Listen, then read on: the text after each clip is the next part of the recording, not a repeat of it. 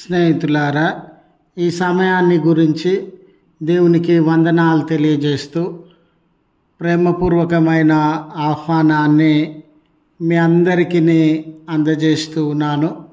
జిగటగల ఊబిలో నుండి అనే ఆలోచనను మీతో కూడా పంచుకోవడానికి ఇష్టపడుతూ ఉన్నాను కనుక దేవుని యొక్క వాక్యమును మీరు ముగింపు వరకు ఆలకించాలని మీ కుటుంబ సభ్యులతోనూ తోటి విశ్వాసులతోనూ ఈ వీడియో షేర్ చేసుకోవాలని ఈ ప్రార్థన మనవులు ఎట్టివైనను కామెంట్స్ రూపంలో కానీ ఫోన్ కాల్ ద్వారా కానీ తెలియజేయండి.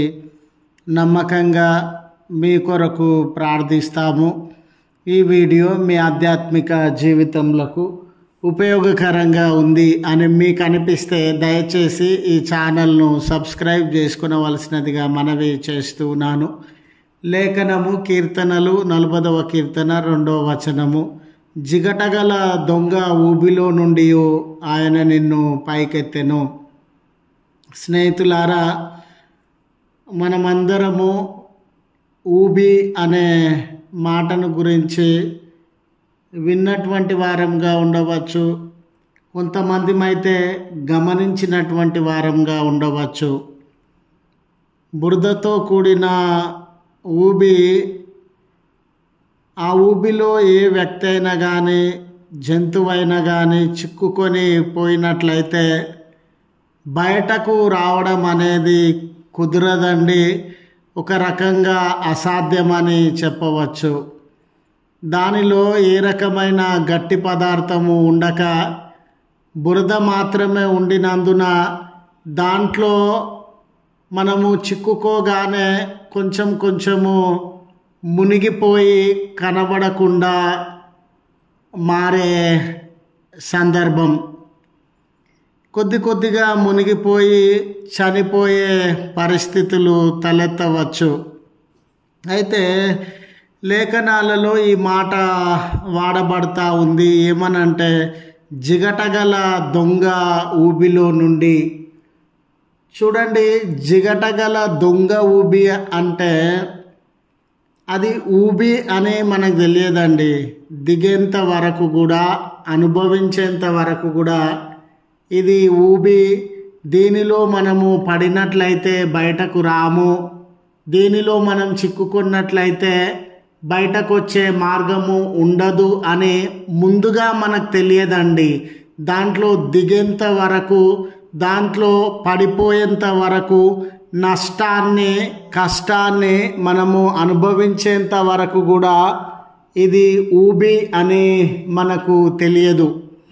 జిగటగల దొంగ ఊబి అనే ఆ పదాన్ని వాడడానికి మరొక కారణం ఏంటనంటే, ఎప్పుడైనా కూడా ఏ విషయంలోనైతే మనము చిక్కుకునే ప్రమాదం ఉందో ఆ విషయము మనకు, దాంట్లో ఉన్న మోసం మనకు కనబడదండి, దాంట్లో ఉన్న చెడు మనకు కనబడదండి, దాంట్లో ఉన్న అపాయము ప్రమాదం మనకు కనబడదండి.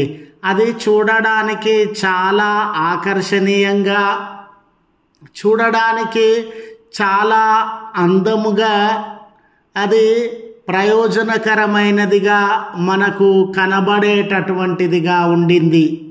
ఉదాహరణకి హవ్వ పండును చూస్తున్న సందర్భంలో ఆ పండు ఆకర్షణీయంగా, రుచిగా, చాలా ప్రయోజనకరమైనదిగా కనబడింది. కానీ దాంట్లో ఉన్నటువంటి మోసము, కుతంత్రము, పన్నాగము ఏమై ఉన్నదో ఆమె గ్రహించలేకపోయింది. ఈనాటి మానవ జీవితాన్ని గమనించినట్లయితే ఆన్లైన్లో చాలా గేమ్స్ ఉంటాయండి. మనకి లాభం కనబడుతుంది, లేక ప్రయోజనం కనబడుతుంది, ఆకర్షణ కనబడుతుంది.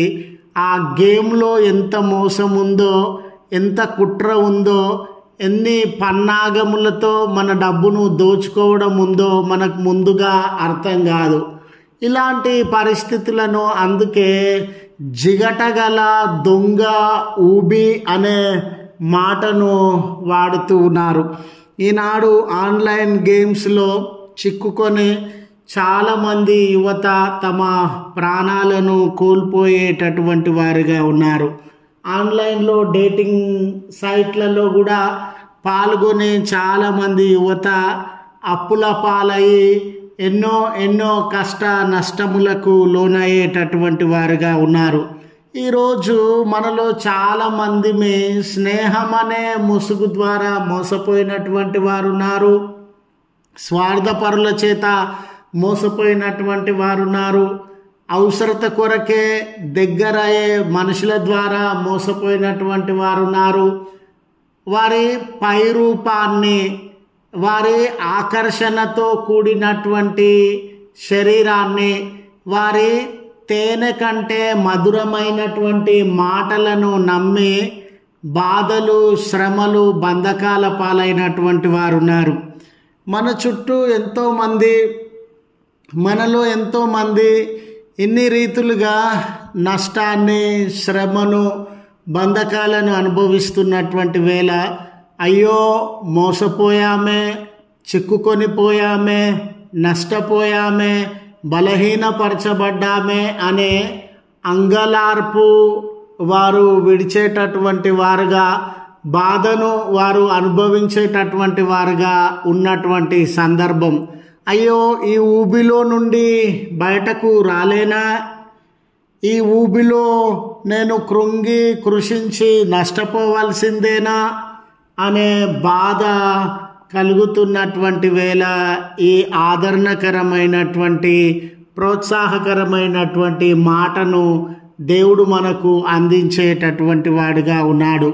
ఆ మాట ఏమిటంటే, అలాంటి ఊబిలో నుండి ఆయన నిన్ను పైకి ఎత్తగలిగినటువంటి దేవుడు, అలాంటి ఊబిలో నుండి నిన్ను విమోచించగలిగినటువంటి దేవుడు అనే సత్యాన్ని గుర్తు చేస్తూ ఈ మాటలను ముగిస్తూ ఉన్నాను. ప్రార్థించుదము. కృపగల తండ్రి, ప్రేమగల మా దేవ, మీ పరిశుద్ధ నామమునకు వందనాలయ్యా. మరొక నూతన దినాన్ని మాకు అనుగ్రహించి ఆయుష్, ఆరోగ్య బలములను పొడిగించిన విధానమును బట్టి మీకు కృతజ్ఞతలు చెల్లిస్తూ ఉన్నామయ్యా.